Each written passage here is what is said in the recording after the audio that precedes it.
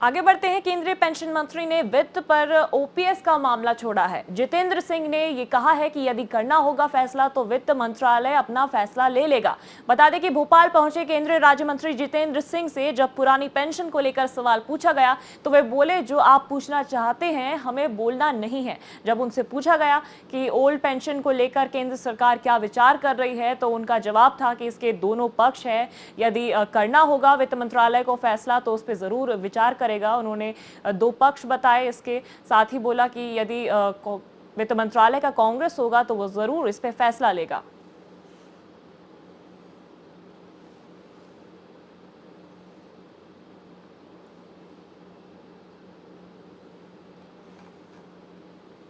तो बता दें कि जितेंद्र सिंह भोपाल पहुंचे हैं। केंद्रीय राज्य मंत्री जितेंद्र सिंह भोपाल दौरा, जब उनसे पुरानी पेंशन को लेकर सवाल पूछा गया तो उन्होंने कहा कि जब वित्त मंत्रालय को फैसला लेना होगा तो वे ले लेंगे।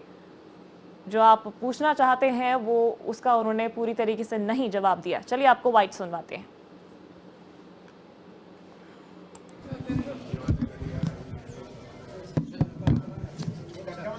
सर, ये राहुल गांधी जी के बड़े बयान आ रहे हैं। हम यही कह रहे थे कि जो आप पूछना चाह रहे हैं हमने बोलना नहीं, जो हम बोलना चाह रहे हैं आपको लगना नहीं, तो इसलिए मैं सीधा अंदर जा रहा था, आपने रोक लिया। ओल्ड पेंशन स्कीम को लेकर अभी भी कुछ कंसिडरेशन? हम जो बोलेंगे वो आप लगा सकते हैं तो लगाइए। तभी मैंने कहा कि आपकी भी मजबूरी हमारी भी मजबूरी, तभी मैं अंदर जा रहा था, आपने बेवजह रोक लिया। बहुत बड़ी वजह है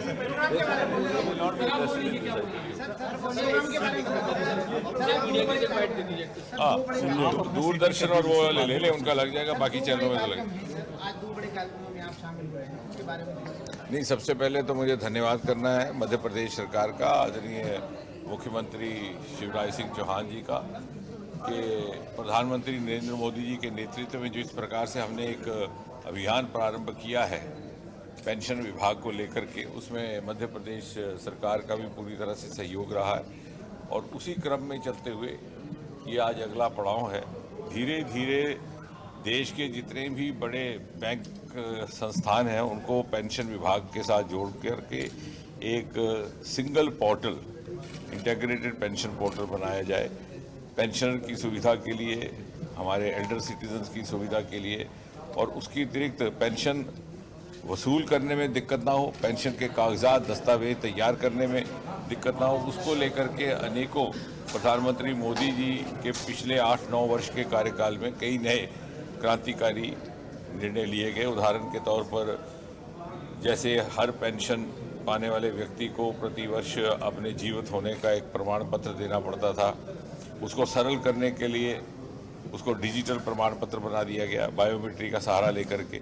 और अधेड़ उम्र में 80-95 के बाद जब हाथ की उंगलियों में भी थोड़ा सा अंतर आ जाता है तो जो बिल्कुल आधुनिक लेटेस्ट टेक्नोलॉजी फेस रिकग्निशन, उसके माध्यम से मात्र कैमरे में मोबाइल के अगर व्यक्ति देखे तो 60 सेकंड के भीतर वो प्रमाण पत्र तैयार हो जाता है। इस प्रकार की अनेकों सुविधाएं, और अब आज इस कार्यक्रम में बैंक ऑफ बड़ौदा हमारे साथ शामिल है। इस प्रकार से स्टेट ऑफ बैंक पहले से शामिल हो चुका है, कनाडा हो चुका है। धीरे धीरे ये एक इंटेग्रेटेड, जैसे होल ऑफ गवर्नमेंट का कॉन्सेप्ट प्रधानमंत्री जी अक्सर उसका चर्चा करते हैं, उसको लेकर के इस बड़े वर्ग के लिए, क्योंकि पेंशन पाने वाले हमारे वरिष्ठ नागरिकों की संख्या एक और बढ़ गई है, बहुत अधिक पहले की मात्रा में। दूसरे साथ ही साथ 90 और 100 वर्ष की आयु से ऊपर के पेंशन पाने वाले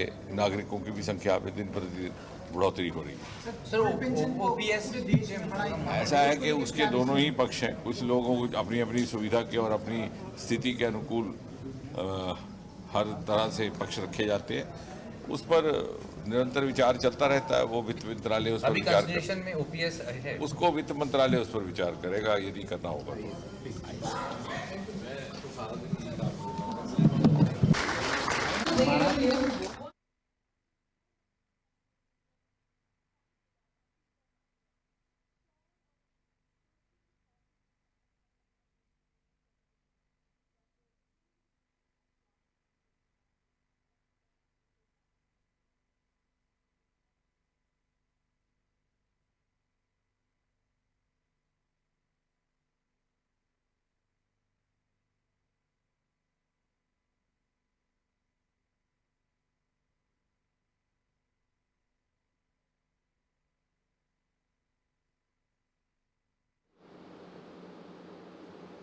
मुख्यमंत्री शिवराज सिंह चौहान